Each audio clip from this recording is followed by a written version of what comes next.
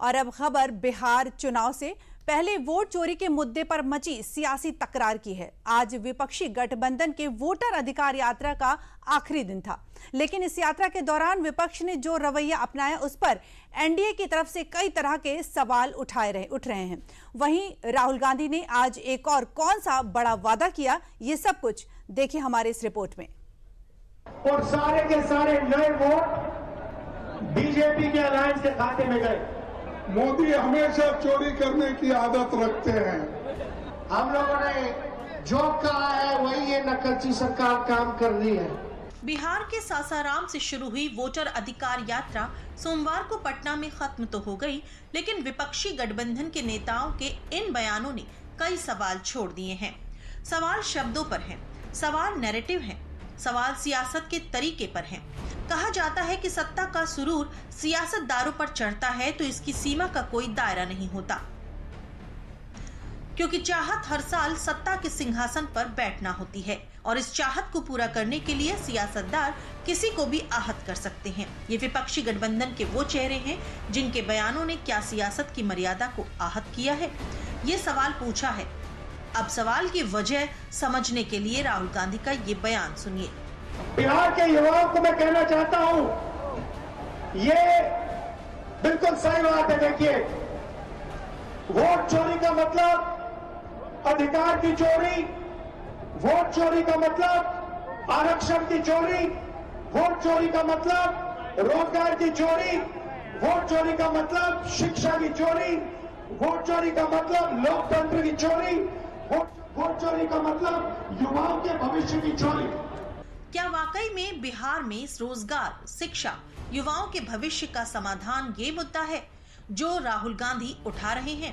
क्योंकि चुनाव आयोग तो पहले वोट चोरी के मामले में जवाब दे चुका है और ये सवाल इसलिए भी वाजिब है क्योंकि वो वोटर अधिकार यात्रा विपक्षी गठबंधन ने निकाली, उसमें अभी तक न रोजगार का जिक्र हुआ, न शिक्षा का, न ही युवाओं के भविष्य का, और आखिरी पटना में राहुल गांधी ने इसे भी वोट चोरी से जोड़ दिया।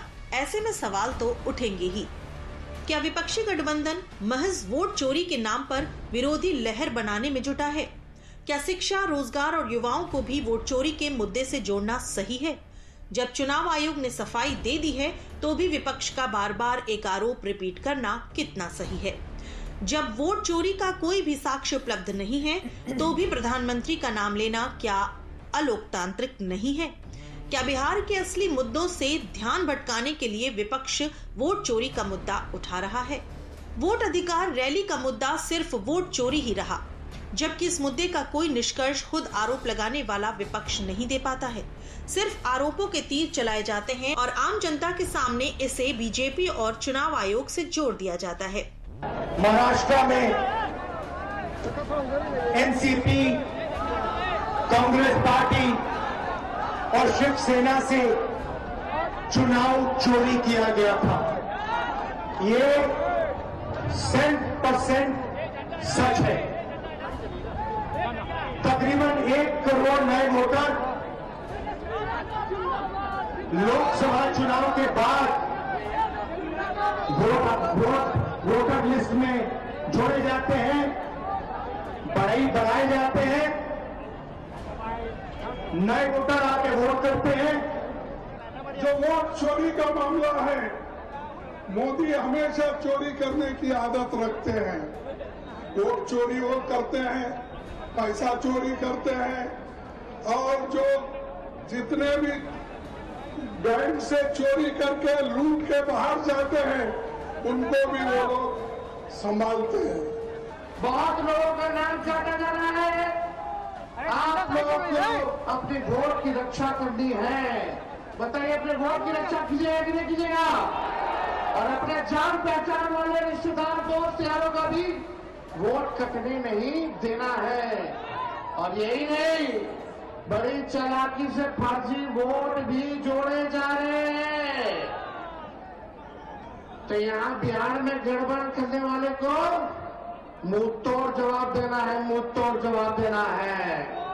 विपक्षी गठबंधन के नेताओं ने 16 दिनों में 1300 किलोमीटर की यात्रा कर पूरे बिहार में यही माहौल बनाने की कोशिश की जो उनके अभी आपने बयान सुने। अब इस पर बीजेपी का क्या कहना है ये भी सुनना जरूरी है। बिहार के मतदाता का इस यात्रा से कोई मतलब नहीं रहा। इंडी गठबंधन के कार्यकर्ता रोड पर आए और अपने नेता का स्वागत किए, लेकिन जिस तरह से इंडी गठबंधन के मंच से इस देश का पिछड़ा अति पिछड़ा का बेटा और गरीब का बेटा, जो कि इस देश का प्रधानमंत्री नरेंद्र मोदी जी हैं, उनके स्वर्गीय माता जी को गंदी गाली बकने का काम किया गया। इंडी गठबंधन के नेता इस बात का पहले जवाब दें। देखिए, तेजस्वी जी और राहुल जी के भ्रष्टाचार पर बोलने का कोई अधिकार ही नहीं है, मुंह भी नहीं है। एक तो उनका आज का जो रैली रहा वह फ्लॉप शो रहा और हताशा और निराशा में वह लोग अनाप शनाप बोल रहे हैं। भ्रष्टाचार की गंगोत्री आरजेडी और कांग्रेस है। ये यात्रा कुल मिलाकर टाएं टाएं खुश है और ये घुसपैठिया बचाओ यात्रा में घुसपैठियों को संरक्षण देने वाले जिहादी मानसिकता का आज संगम हो रहा है। जिन्होंने बंगाल में मुस्लिम लीग का एजेंडा चला रखा और जिनके दामन जंगल राज के पाप से ग्रसित हैं। हालांकि इन बयानों का कोई असर राहुल गांधी के आरोपों पर नहीं दिखा। राहुल गांधी ने इस यात्रा के आखिरी दिन भी वोट की चोरी के मुद्दे पर एक और बड़ा दावा ठोक दिया। बीजेपी के लोग अच्छी तरह सुन लीजिए, भैया एटम बम का नाम सुना आपने? सुना है एटम बम का नाम? उससे बड़ा क्या होता है? उससे बड़ा क्या होता है?